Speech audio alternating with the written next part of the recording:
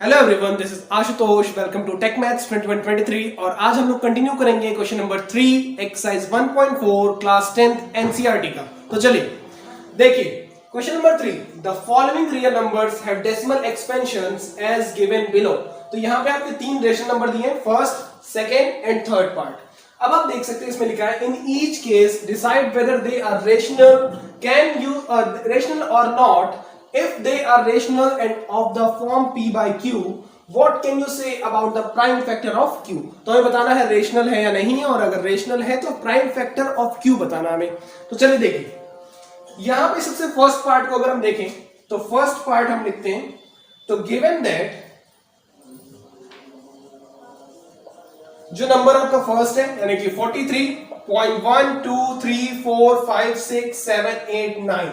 तो अब आप देखेंगे कि डेसिमल के बाद जो डिजिट्स हैं वो एक समय आके रुक गए। जब रुक जाते हैं मतलब आगे और कंटिन्यू नहीं हो रहा है, या फिर कह सकते हैं इनफाइनाइट टर्म्स नहीं है, इनफाइनाइट नंबर्स नहीं है उसके आगे, तो ये कहलाता है टर्मिनेटिंग नंबर, जिसका एक एंड पता होता है डेसिमल के बाद। तो ये आपका क्या है? टर्मिनेटिंग नंबर है। तो अब देखिए given that is a terminating decimal expansion, decimal expansion. अब देखिए डेसिमल एक्सपेंशन, रेशनल नंबर तो ये है, ऑलरेडी रेशनल नंबर है। क्यों? क्योंकि डेसिमल एक्सपेंशन है और टर्मिनेटिंग है, तो ये आपका डेसिमल में है, तो ये आपका रेशनल कहलाएगा। तो ये लिखेंगे so it is a rational number. अब देखिए ये रेशनल नंबर हुआ। अब कहा गया है कि end of the form of p by Q, जाहिर सी बात है p बाई क्यू में इसको चेंज कर सकते हैं, रूल्स आप जानते हैं कैसे चेंज करना है। What can you say about the prime factors of q? यहां पे तो चेंज करके दिखाना नहीं है, सिर्फ प्राइम फैक्टर ऑफ q बताना है। तो यहां लिखेंगे so it can be written as in the form of p by Q, p by Q के फॉर्म में लिख सकते हैं। तो लिखेंगे, अब देखिए ये आपका टर्मिनेटिंग डेसिमल एक्सपेंशन अगर है तो जो q का फैक्टर होगा वो लिखेंगे therefore the factor of q is in the form of 2 to the power m into 5 to the power n। ऐसा होगा। क्यों होगा? क्योंकि ये टर्मिनेटिंग डेसिमल एक्सपेंशन है। तो ये इसका फर्स्ट पार्ट हो गया, इसको नोट कर लीजिए, फिर मैं सेकंड बताता हूं।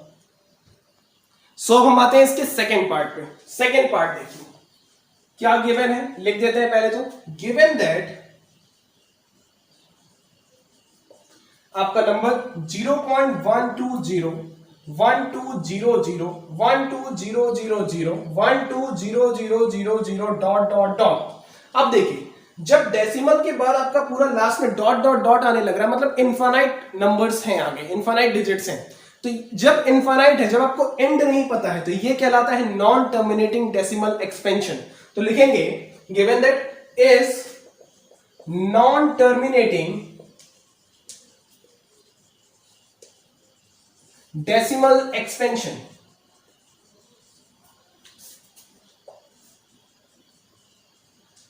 अब देखिए ये भी आपका रेशनल नंबर है, इसको p बाई क्यू के फॉर्म में चेंज किया जा सकता है। तो लिखेंगे so it is a rational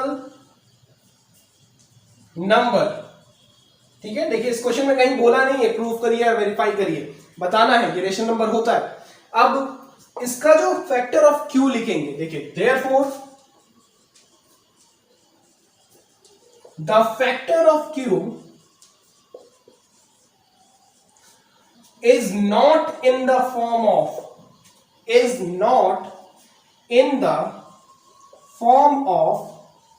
2 to the power m into 5 to the power n। is not क्यों लगा? क्योंकि ये नॉन टर्मिनेटिंग डेसिमल है। अगर नॉन टर्मिनेटिंग डेसिमल होता है तो वो इसके फॉर्म में नहीं होता है। अब हम आते हैं इसके थर्ड पार्ट पे। तो देखिए थर्ड पार्ट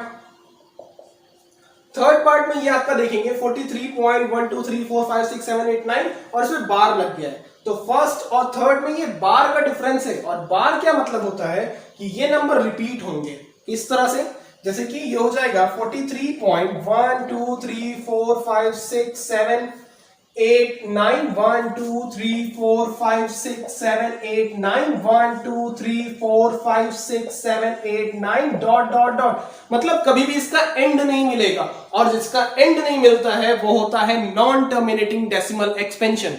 मतलब सेम जो इसमें लिखे हैं वही चीज इसमें भी लिखेंगे। गिवन दैट, इस तरह करके गिवन दैट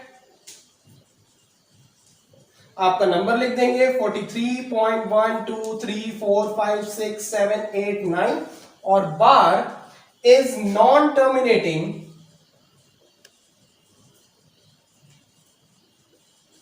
डेसिमल एक्सपेंशन। ठीक है, नॉन टर्मिनेटिंग है तो क्या हुआ, रेशनल नंबर तो है ये, तो लिखेंगे so it is a rational number, it is a rational number। अब अगर ये रेशनल नंबर है तो लिखेंगे therefore the factor of q is not in the form of, किसके फॉर्म में लेंगे, 2 to the power m into 5 to the power n। ये हो जाएगा, नोट कर लीजिए प्लीज। हमारा ये वीडियो आपको पसंद आया हो तो चैनल को लाइक करें, शेयर करें, सब्सक्राइब करें। Thank you so much.